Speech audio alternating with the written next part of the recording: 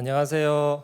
이번에 절반의 성공 마이크로 서비스 아키텍처 도입과 조직 구조를 주제로 발표를 하게 된 서주훈이라고 합니다. 반갑습니다. 네. 저는 버즈빌이라는 회사에서 일을 하고 있는데요. 저희 회사에서는 한 5년 전부터 마이크로 서비스 아키텍처 도입을 적극적으로 이제 추진을 하기 시작했고요. 지금에 이르게 됐습니다. 네.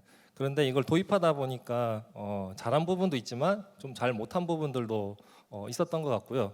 또 이 마이크로 서비스 아키텍처라는 게 그 기술적인 부분뿐만 아니라 조직 구조와도 연관이 있더라. 이런 것들을 좀 알게 되면서 저희가 이제 배웠던 내용들을 오늘 좀 소개를 하려고 합니다. 순서는 다음과 같습니다.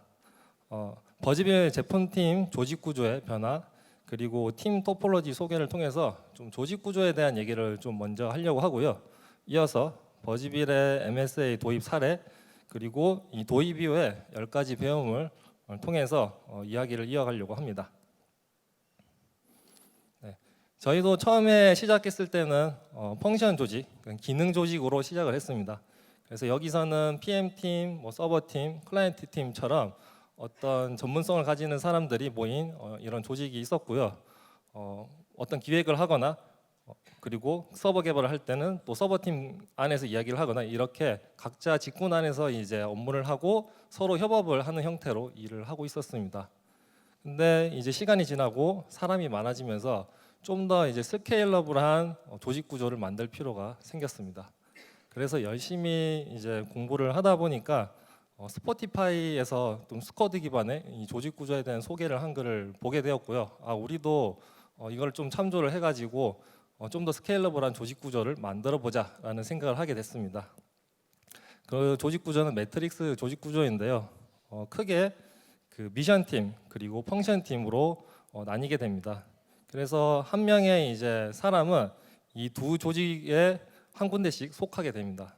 그래서 이 미션 팀에서는 그 미션, 그러니까 그 팀이 가진 명확한 목적이 있는 팀이고요.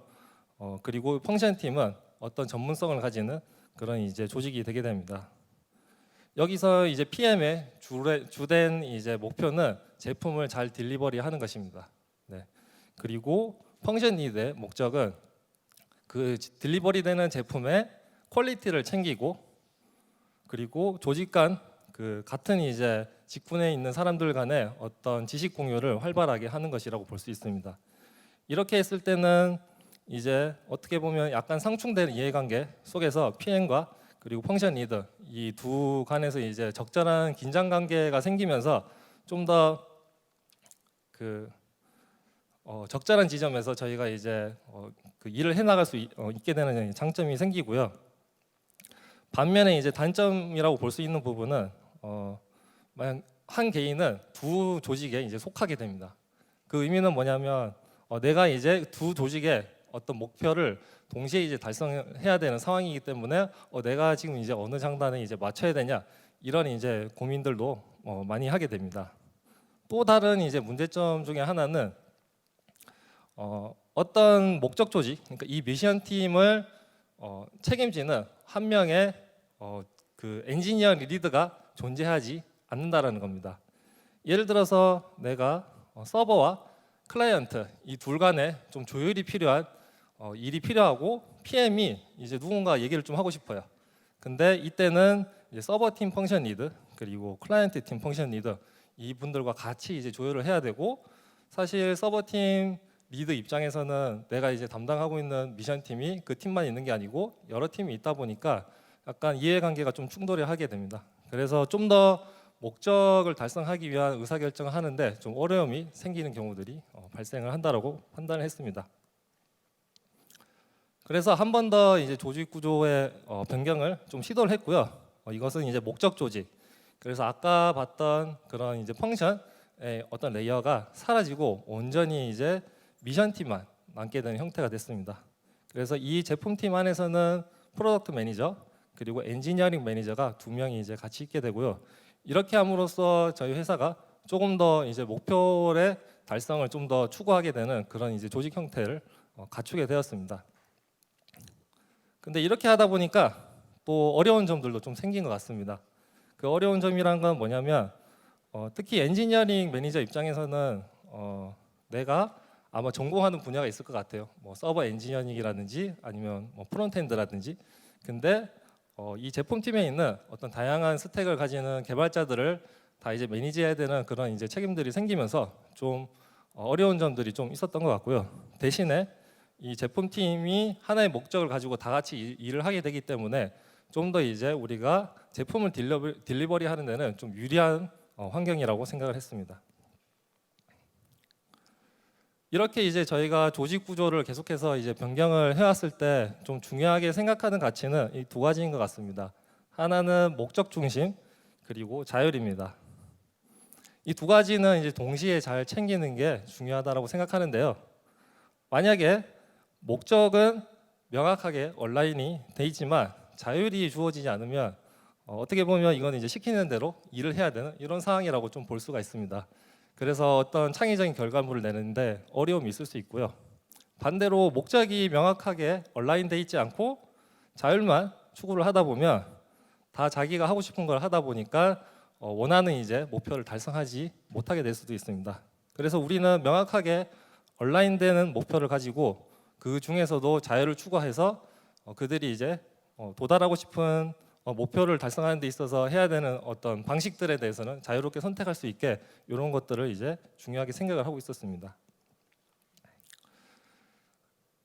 그리고 이제 제가 스포티파이의 어떤 사례를 좀 살펴보다 보니까 재미있는 거를 하나 발견하게 되는데요. 지금도 이렇게 하는지는 잘 모르겠습니다. 근데 스포티파이에서는 이렇게 팀 간의 종속성을 어떤 엑셀표로 관리를 하고 이 종속성을 보고 이게 만약에 팀의 생산성에 큰 영향을 끼치는 부분이다 라고 생각이 들면 이런 것들을 없애나가기 위한 어떤 노력들을 계속해서 한다라고 합니다. 그래서 이 어떤 미션팀이 자율성을 가지고 일을 하는 데 있어서 또 각 팀 간에 생기는 이런 종속성을 없애는 것이 정말로 중요하겠구나라는 생각을 했고요. 그래서 우리가 이제 회사에서 일을 할 때 아마 타 팀이랑 같이 이렇게 협업을 할 기회들이 다들 있으셨을 것 같아요.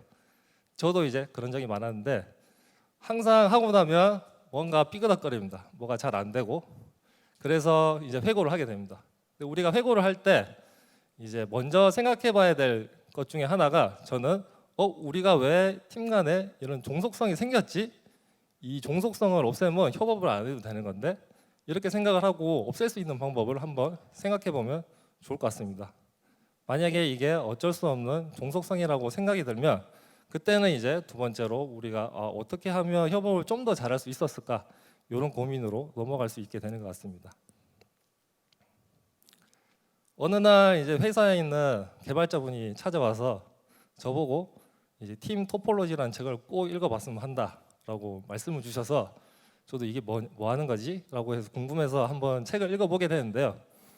이 책에서는 IT 서비스 하는 회사가 운영되는데 필요한 조직은 4가지 타입이면 충분하다. 이걸로 이제 회사를 잘 운영할 수 있다라는 얘기고요. 그 4가지 타입을 간략하게 좀 소개를 드리겠습니다. 첫 번째는 스트림 얼라인드 팀인데요. 이 팀이 아까 소개드렸던 어떤 제품팀, 그 미션팀이라고 봐주시면 될 것 같습니다. 그래서 이 책에서는 대부분의 이제 팀이 이 스트림 얼라인드 팀이 되는 것을 권장을 하고 있고요. 명확한 이제 목표를 가진 채로 움직이는 팀이라고 봐주시면 될 것 같습니다. 두 번째는 이네이블링 팀인데요. 이 팀의 역할은 이 위에 있는 스트림 얼라인드 팀이 목표를 달성하는 데 있어서 장애물들이 있을 수 있는데 이런 것들을 잘 극복하고 결과적으로는 스스로 문제를 해결할 수 있도록 서포트를 해주는 팀이라고 생각하면 될 것 같습니다. 그리고 세 번째는 컴플리케이트 서브시스템 팀인데요. 이 팀은 높은 수준의 뭐 수학적 지식이나 어떤 전문 지식이 필요한 경우에 이런 것들을 이제 담당해주는 팀이라고 볼 수 있을 것 같고요. 예를 들면 머신러닝을 이제 다루는 팀이 이 팀이 될 수 있을 것 같습니다. 그리고 마지막은 플랫폼 팀이고요.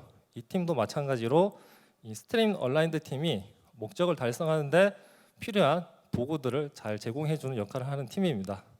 특히 이 플랫폼 팀은 제품 팀을 어떻게 보면 고객이라고 생각을 하고 내가 서비스를 제공한다라고 생각하고 일을 해야지 좋은 결과물을 낼 수 있다라고 얘기를 합니다.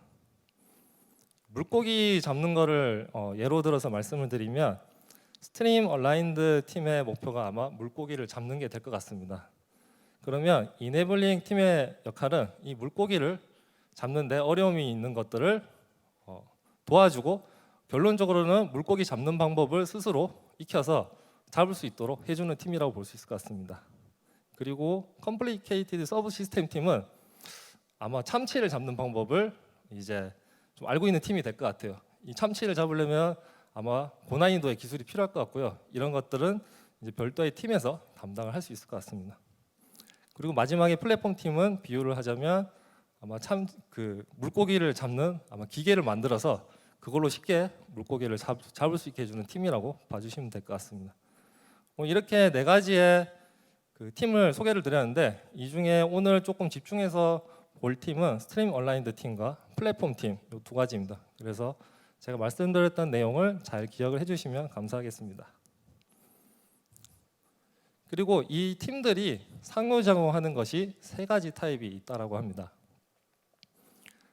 첫 번째는 퍼실리테이팅인데요. 이거는 아까 말씀드렸던 이네블링 팀, 그래서 물고기 잡는 방법을 알려주기 위해서 어떻게 서포트를 해주는 그런 이제 상호작용을 하는 거고요. 두 번째는 콜라보레이션입니다. 아마 모호하게 정의되지 않는 어떤 문제를 해결하고 새로운 것들을 찾아내는데 팀 간의 협업이 필요할 때가 있습니다. 이때는 아주 긴밀하게 이제 같이 일을 해야 되고요. 예를 들면 API를 같이 이제 정의를 해야 되는데 아직 이걸 어떻게 정해야 될지 모르겠어. 이런 경우에 협업을 통해서 해결을 해나가야 됩니다. 그리고 마지막으로 X as a 서비스인데요. 이것은 내가 정해진 프로토콜을 명확하게 정의하고 이거를 잘 가져다 쓰도록 이렇게 이제 해서 협업을 하는 겁니다. 그래서 이 세 가지 이제 인터랙션을 소개를 드렸는데요.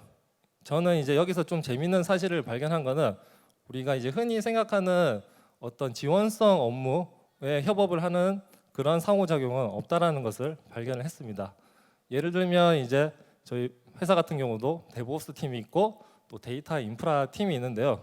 이런 팀들이 그냥 일을 하다 보면 어쩔 수 없이 이제 지원성 업무를 하는 경우가 많이 발생을 하게 됩니다. 하지만 거기서 멈추기보다는 좀 더 계속해서 어떻게 하면 이거를 내가 플랫폼으로 제공을 할까? 그래서 내가 지원 업무를 하지 않고도 제품팀이 쉽게 일을 할 수 있는 방법을 찾자. 이런 것들을 이제 알 수 있게 되었습니다. 이렇게 이제 조직 구조에 대한 좀 전반적인 얘기를 좀 드렸고요. 이제 마이크로 서비스 아키텍처 도입에 대해서 좀 설명을 드리려고 합니다. 아마 이 정의 모노리식 아키텍처부터 먼저 말씀을 드려야 될 것 같은데 여기에 대한 정의는 다들 알고 가실 것 같습니다. 그래서 어떤 모든 일을 그냥 해주는 하나의 애플리케이션이 있는 아키텍처라고 생각하면 될 것 같고요. 마이크로 서비스 아키텍처는 다음과 같이 정의가 되어 있습니다. 여기서 제가 좀 강조드리고 싶은 거는 독립적으로 배포가 가능하다. 그리고 데이터베이스를 공유하지 않는다. 이 두 가지 특징이 마이크로 서비스 아키텍처의 가장 큰 특징이 아닌가라고 생각을 합니다. 그래서 저희도 이 마이크로 서비스 아키텍처 도입을 위해서 그럼 장점이 뭐고 단점이 뭐지 이런 것들을 고민을 해봤습니다. 장점으로는 제가 생각했을 때 가장 좀 큰 장점이라고 생각하는 게 이 서비스별로 오너십을 나눠 가질 수 있다는 겁니다. 모노리틱 아키텍처에서는 이제 그거를 담당하는 개발자들이 여러 명이다 보니까 만약에 어떤 에러가 발생했다. 그럼 이걸 누가 봐야 되는지 찾기가 쉽지 않습니다. 내 문제가 아닐 수도 있는데 내가 막상 봤더니 내 문제 아니야. 그럼 이제 시간 낭비하게 되니까 계속해서 이제 이 서비스에 대한 오너십 문제가 좀 생기는 것 같고요. 마이크로 서비스 아키텍처를 통해서 이런 문제들을 좀 해결할 수 있는 것 같습니다.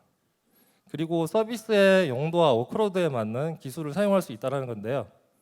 저희 회사는 처음에 이제 파이썬을 주 언어로 사용을 했습니다. 근데 트래픽이 계속 늘어나다 보니까 인프라 비용도 점점 늘어나고 그리고 레이턴시 문제도 발생을 하게 됐습니다. 그래서 이 문제를 해결하기 위해서는 사실 파이썬을 최적화해서는 답이 없고 다른 언어를 도입을 했어야 됐습니다. 저희는 고랭을 선택을 했고 고랭을 이제 트래픽이 많은 서비스에 적용을 하면서 월 1,000만 원 이상의 이제 비용 절약도 달성하고 레이턴시도 단축을 시킬 수 있었습니다. 그래서 이런 장점도 있고 그 외에 이제 여러 가지 장점들이 있는 것 같습니다. 반면에 단점으로는 디버깅이 어렵다. 만약에 어떤 문제가 생겼을 때 이게 모노릴식 아키텍처였다고 하면 그냥 스택 트레이스를 보면 웬만한 문제는 이제 파악을 할 수 있습니다. 하지만 서비스가 여러 개 엮여 있으면 사실 스택 트레이스 하나로 찾는 게 힘들고 이게 어디서 문제가 생겼는지 여기저기 이제 찾아봐야 되는 어려움들이 있는 것 같고요. 이 외에도 여러 가지 문제들이 있습니다. 하지만 오늘 말씀드리고자 하는 거는 이렇게 뭐 인터넷에 나와 있는 어떤 일반적인 내용이 아니고 이 안에 숨어 있는 좀 다른 내용들을 좀 더 공유를 드리고 싶습니다. 저희가 이제 그 마이크로 서비스 아키텍처를 도입해온 과정도 간략하게 좀 소개를 드리려고 하는데요. 저희가 하고 있는 서비스는 허니스크린이라는 서비스였습니다. 이 서비스는 광고를 보고 포인트를 적립받아가지고 이제 기프티콘이나 아니면 계좌이체를 통해 가지고 이제 내가 쓸 수 있게 해주는 이런 이제 기능을 가지고 있는 서비스인데요. 당연히 이제 애플리케이션, 그러니까 클라이언트 애플리케이션이 있고 백엔드에 서버가 하나가 존재하는 형태였습니다. 이걸 하다 보니까 이 기능을 좀 다른 회사에 제공을 하면 훨씬 좋을 것 같은데? 라는 생각이 이르게 됐습니다. 요즘에 대부분의 대기업들은 다 포인트를 다 가지고 있고 그리고 또 포인트를 가지고 있는 뭐 은행 앱이라든지 아니면 통신사 앱이라든지 이런 앱들이 많이 있습니다. 근데 이런 곳에 저희가 이런 리워드 광고를 기능을 쉽게 쓸 수 있게 제공을 해주면 훨씬 비즈니스 성장을 빨리 할 수 있겠다라는 판단을 했습니다. 근데 이제 이거를 도입하려고 하다 보니 이 기능을 만들려고 하다 보니까 고민이 되기 시작했는데요. 기존에 있는 앱 서버에다가 어떻게 보면 여러 앱을 서포팅할 수 있는 기능을 넣는 거, 요거는 엄청난 기술 부채를 만들 거라는 판단을 했습니다. 그래서 멀티 테넌시를 지원할 수 있는 별도의 SDK 서버를 구축을 하기로 했고요. 대신에 이제 하나 문제가 있는 건 뭐냐면 이제 광고 쪽입니다. 왜냐하면 광고주는 내가 만약에 1,000만 원을 쓰고 싶으면 분명히 그냥 1,000만 원을 집행을 하고 싶을 거예요. 근데 만약에 저희 서버가 이렇게 분리가 돼 있으면 한쪽에는 100만 원 쓰고 한쪽에는 900만 원 쓰고 리포트도 따로 나오고 이런 이제 문제가 발생하게 됩니다. 그래서 이런 문제를 해결하기 위해서 광고 서버는 별도로 분리를 하고 앱 서버와 SDK 서버가 이것을 이제 가져다 쓰는 형태로 구성을 하게 됐습니다. 이때까지는 참 행복했습니다. 근데 왜 절반의 성공이라고 말씀을 드리냐면 이 이후에 공격적으로 저희가 서비스를 늘려왔습니다. 그래서 서비스 개수를 한번 세봤는데요. 33개가 나왔습니다. 저희가 너무 많아서 엑셀에다가 관리를 하고 있습니다. 그리고 지금 백엔드 개발자는 21명입니다. 계산해보면 한 사람당 관리해야 될 서비스가 1.57개가 나오고요. 만약에 백엔드 개발자 4명이 있는 팀이 있다고 하면 관리해야 될 서비스 개수가 6개가 됩니다. 이 숫자가 맞냐 적냐 요거에 대해서는 아마 사람마다 생각이 다를 수는 있겠는데요. 저희는 너무 많다라고 판단을 했고 앞으로는 서비스를 좀 줄여나가야겠다라는 결정을 하게 됩니다.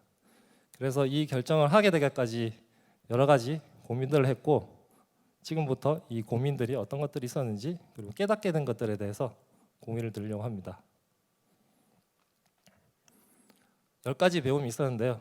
그 중에 첫 번째는 마이크로하게 서비스를 나누지 않는다는 것입니다. 마이크로 서비스 아키텍처라고 돼 있으니까 마이크로 그러면 작게 만들어야겠는데 아주 그 책임과 역할이 명확한 서비스로 나누는 게 좋겠다 이렇게 생각하기 쉬운 것 같습니다. 하지만 여기에 매몰돼서 서비스를 분리하다 보면 아까 말씀드렸듯이 서비스를 많이 만드는 방향으로 갈 수밖에 없습니다. 그 중에 2가지 사례를 가져와 봤는데요. 첫 번째는 오스 서비스와 어카운트 서비스입니다. 오스 서비스의 역할은 인증을 담당하는 겁니다. 근데 이 오스 서비스는 회원 정보를 관리하고 있지는 않고요. 어카운트 서비스가 회원 정보를 관리하고 있습니다. 그래서 이 회원 정보를 가져와 가지고 인증만 해주는 역할을 담당하는 서비스입니다. 어떻게 보면 이 둘의 역할은 명확하다고 볼 수 있을 것 같고요. 카운터 서비스가 아닌 다른 이제 회원 정보를 관리하고 있는 서비스가 있더라도 인증은 공용된 모듈로 사용을 할 수 있는 그런 장점도 있는 것 같습니다. 하지만 이렇게 나누다 보니까 오히려 이제 비효율이 생긴다라고 생각이 들기 시작했습니다. 두 번째 사례는 리워드 서비스와 포인트 서비스입니다. 저희가 리워드 광고를 하다 보니까 이 리워드 지급이란 도메인을 잘 다루는 게 중요하다고 생각했고 여기도 좀 더 역할을 명확하게 나눈 서비스를 만들게 됐습니다. 리워드 서비스의 역할은 리워드를 발급을 하고 그리고 발급된 리워드를 이제 승인해 주는 역할을 하는 서비스입니다. 그리고 발급을 할 때는 여러 가지 비즈니스 요구 사항에 맞춰 가지고 정책들, 발급 주기라든지 아니면 여러 가지 그런 기능들을 구현을 하고 있고요. 그리고 이렇게 해서 발급되고 승인된 서비스를 실제 포인트로 적립을 해주는 서비스가 포인트 서비스입니다. 네. 그래서 얘는 어떻게 보면 통장 거래를 해주는 이런 서비스라고 볼 수 있다고 생각하면 될 것 같습니다. 그래서 이 둘도 사실은 하는 일들이 밀접하게 연관이 되어 있는 서비스고 하나로 만들어도 된다라고 생각을 했는데 두 개로 나누는 결정을 했고 지금은 운영하는데 좀 어려움이 있는 것 같습니다. 두 번째 배움은 서비스를 하나를 운영하는 심리적 부담감이 생각보다 높다는 겁니다. 아까 말씀드린 이 허니스크린 서비스를 기능을 잘 생각해 보면 크게 5가지로 나눌 수 있습니다. 첫 번째는 이 회원 정보를 관리하는 회원 관리 서비스, 그리고 광고를 담당하는 광고 서비스, 그리고 저희가 이제 광고가 없을 때는 컨텐츠도 보여주는 뉴스 기사 같은 컨텐츠를 보여주는 기능도 있는데요. 이걸 관리해주는 컨텐츠 서비스가 있고, 그리고 리워드 적립을 담당하는 리워드 서비스, 그리고 마지막으로 이 적립된 리워드를 가지고 기프티콘을 사거나 아니면 이제 계좌 이체를 할 수 있는 스토어 서비스, 이렇게 5가지로 나눌 수 있습니다. 그러면 이 서비스가 하나였을 때와 5개였을 때 사실은 기능적으로는 차이가 없습니다. 아마 코드의 양도 크게 차이가 나지 않을 거예요. 근데 만약에 상상을 해보면 내가 어떤 회사에 들어갔는데 자, 앞으로 허니스크린 서비스 하나를 담당하게 될 거예요 하는 것과 앞으로 서비스 5개를 담당하셔야 됩니다 라고 얘기했을 때 분명히 그 부담감은 다를 거라고 생각합니다. 사실 똑같은 일을 해야 됨에 불구하고 단지 서비스가 많다는 이유로 사람들이 심리적인 부담감을 느끼는 걸 많이 봤고요. 이 문제는 해결하기 쉽지 않다. 그냥 처음부터 서비스가 적절한 개수가 있는 게 차라리 낫겠구나 라는 생각을 하게 됐습니다. 세 번째 배움은 서비스는 비즈니스 목적에 따라 나누는 것이 좋다는 것입니다. 아까 말씀드렸듯이 이 리워드 서비스라는 거, 이 도메인은 저희 회사에서는 아주 중요한 도메인입니다. 그래서 어느 날 저희가 이 리워드에 새로운 기능이 필요했고 이거를 새로운 기능을 만드는 김에 모든 서비스들이 이제 같이 쉽게 활용할 수 있도록 리워드 서비스를 이제 만들어 보자. 이전에는 각 서비스에서 리워드 기능을 각자 이제 구현을 좀 하고 있었는데요. 이걸 통합하자는 목표를 갖게 됐습니다. 그래서 그 팀이 이제 1년간 일을 했는데요. 사실 이 팀의 목적은 새로운 리워드 기능을 만드는 것뿐만 아니라 다른 팀에서 쓸 수 있는 이 리워드 서비스를 제공하는 이 2가지 목적을 다 가지고 있었습니다. 그러다 보니까 이 2가지 목표를 동시에 달성하기가 정말로 어렵다는 것을 알게 됐고 결론적으로는 이 팀의 동력이 상실되면서 팀이 사라지고 그냥 각각의 미션 팀으로 통합되는 이제 결과를 낳게 됐습니다. 이런 경험을 하다 보니까 우리가 서비스를 만들 때 이게 기능이 설사 같다고 하더라도 비즈니스 목적이 다르다라고 하면 그냥 각 팀에서 각자 만들어서 쓰는 게 내부 모듈로 만들어서 쓰는 게 좀 더 좋지 않을까라는 생각을 하게 됐습니다. 대신에 아까 말씀드렸듯이 우리가 이 리워드 서비스라는 거를 플랫폼으로 생각하고 내부 고객들을 위해서 열심히 만들어 보겠어 이런 의지가 아주 강하다라고 하면 이 리워드 서비스를 이런 식으로 구성을 할 수도 있을 것 같습니다. 하지만 저희는 아직까지는 그 정도의 의지가 부족했던 것 같습니다. 그래서 이렇게 서비스를 그냥 늘려가기보다는 라이브러리화 할 수 있으면 라이브러리로 만드는 것도 괜찮겠다라는 생각을 하게 됐습니다. 이것은 GitHub에서 이전 CTO였던 분이 남기신 글에서 저도 알게 된 건데요. 서비스로 만들기 전에 라이브러리로 만들 수 있는지 한번 고민을 해보고 그걸 적용해라. 그러면 재사용도 하면서도 서비스 운영에 대한 부담감은 낮출 수 있다라는 걸 알게 됐습니다. 특히 데이터베이스가 존재하지 않는 성격의 서비스 같은 경우는 이렇게 했을 때 큰 장점이 있는 것 같고요. 그 외에도 내가 스테이트가 많지 않다 그런 애플리케이션이라고 하면 라이브러리화 하는 것을 도입해봐도 좋겠다는 생각을 했습니다. 다섯 번째 배움은 만들어둔 플랫폼 서비스는 관리하지 않으면 사용되지 않는다라는 것입니다. 아마 여기 계신 분들도 오픈소스 많이 갖다 쓰실 것 같은데요. 쓸 때 이걸 쓸지 말지 판단하는 기준 중에 하나가 문서가 잘 작성되어 있는지, 내가 쓰기 쉽게 가이드가 잘 되어 있는지, 그리고 이 오픈소스가 계속해서 개발을 잘 하고 있는지 이런 것들을 보게 됩니다. 그걸 마찬가지로 회사의 서비스에서도 적용을 할 수 있게 됩니다. 저희가 만들어놨던 이 리워드 서비스가 팀이 사라지면서 관리가 잘 안 되기 시작했습니다. 그러다 보니까 그때는 나름 잘 만들었다라고 생각했던 API 문서들 이런 것들도 다시 보니까 이해하기 어려운 문서였고요. 마침 이제 옆 팀에서 리워드 기능을 하나 또 만들어야 돼. 그런 상황이 됐을 때 제가 이 리워드 서비스를 쓰면 어때? 라고 제안을 했는데요. 그거 쓰기 너무 어렵다라고 해서 쓰지 않는 결정을 하게 됐습니다. 하지만 저도 그 부분을 이해를 했고 그 결정에 동의를 했습니다. 다음은 진짜 중복과 거짓된 중복을 구분해야 된다는 것입니다. 아마 여기 계신 개발자분들도 중복 코드를 없애기 위해서 엄청난 노력을 하고 계실 거고 저도 마찬가지입니다. 하지만 이 중복에는 두 가지 중복이 있다고 합니다. 하나는 거짓된 중복, 그리고 다른 하나는 진짜 중복입니다. 아마 진짜 중복은 뭔지 아실 테지만 거짓된 중복은 무엇이냐면 만약에 똑같이 보이는 코드가 있다고 하더라도 이후에 어떤 다른 이유로 다른 속도로 발전을 하게 된다고 하면 시간이 지나고 나면 실제로는 다른 코드가 되어 있을 가능성이 높습니다. 이런 것들은 처음에는 코드가 같다고 하더라도 나중에는 다를 수 있기 때문에 중복으로 합칠 게 아니고 나눠서 관리를 하는 게 필요합니다. 제가 경험했던 이 거짓된 중복의 케이스가 리워드 서비스였는데요. 저희가 하루에 처리하고 있는 리워드 적립 건수가 한 5천만 건 정도가 됩니다.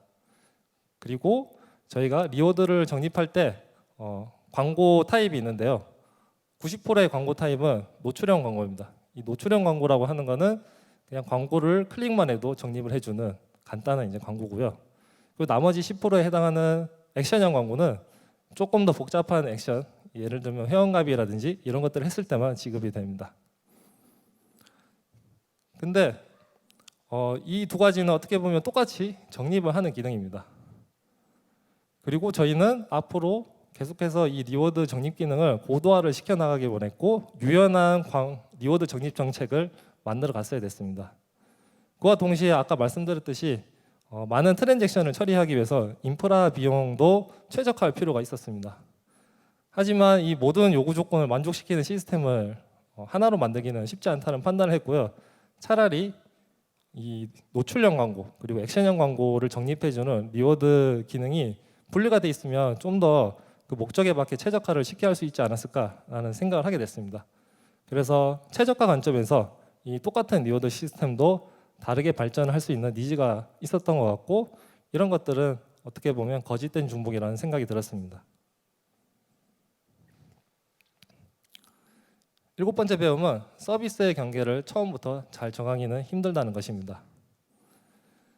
처음에 이제 리워드 광고 시스템을 설계를 했을 때 제가 정말로 이거 하나만큼은 잘 설계했어 라고 생각한 게 이 광고 서버와 이 리워드 서버를 분리한 거였습니다.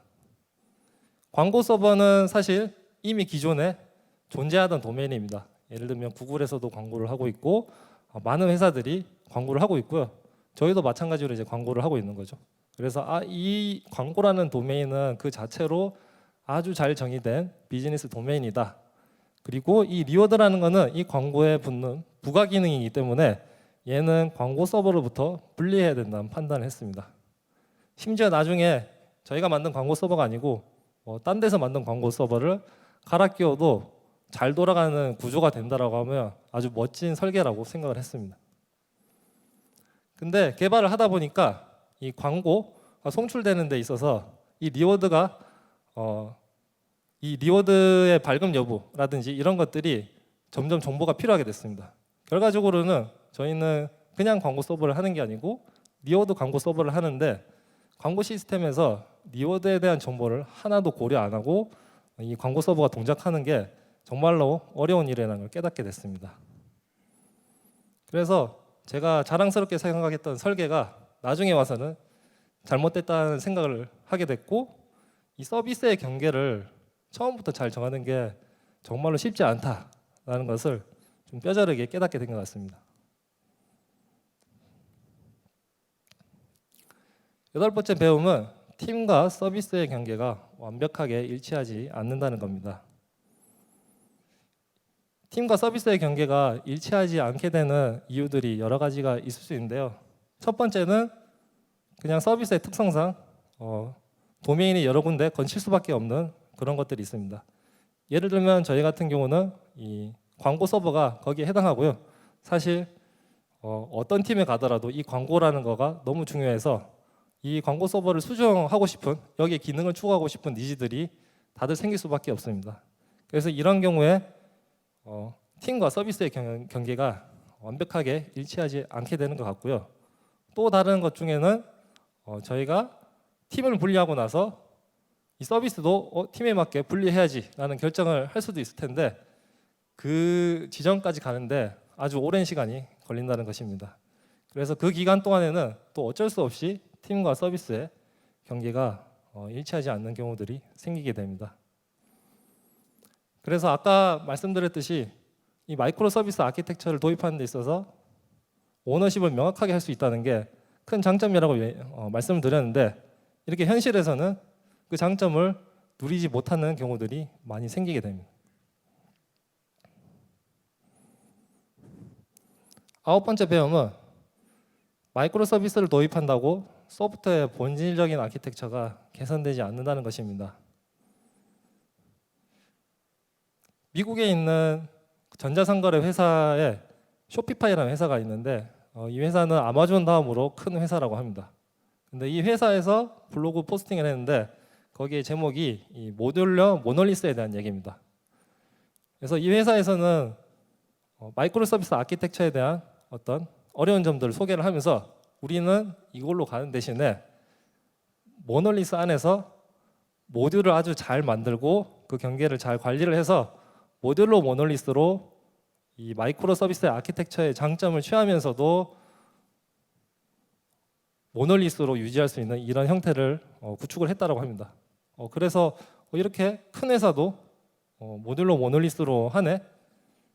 그리고 가만 생각해 보니까 이 마이크로 서비스 아키텍처가 이 복잡한 소프트웨어의 문제를 그냥 해결해 주지 않는다는 것을 깨닫게 됐습니다. 저희가 서비스 간의 통신을 위해서 gRPC를 사용을 하고 있습니다. 이 gRPC에서 RPC가 얘기하는 게 리모트 프로시저 콜이라는 건데요. 이거는 내가 어떤 이제 함수를 호출할 때 그 호출을 당하는 애가 사실은 이제 코드를 실행하는 게 아니고 원격에 있는 다른 서비스에 이제 API를 호출을 해서 마치 호출하는 입장에서는 그냥 로컬에 있는 함수를 실행한 거랑 마찬가지로 할 수 있게 좀 도와주는 그런 이제 도구라고 생각할 수 있습니다. 그래서 저희가 마이크로 서비스 아키텍처를 간다고 하더라도 결론적으로는 프로그램 구조는 비슷하다고 볼 수 있습니다. 단지 함수 호출이 그냥 원격에서 일어날 뿐입니다. 이렇게 생각하고 나니까 마이크로 서비스 아키텍처를 도입한다고 복잡한 소프트웨어의 문제가 해결되지는 않겠구나. 더 중요한 거는 어떻게 모듈을 나누고 그리고 모듈 간에 간섭이 일어나지 않게 잘 관리할 거냐, 이게 더 중요하다는 것을 깨닫게 됐습니다.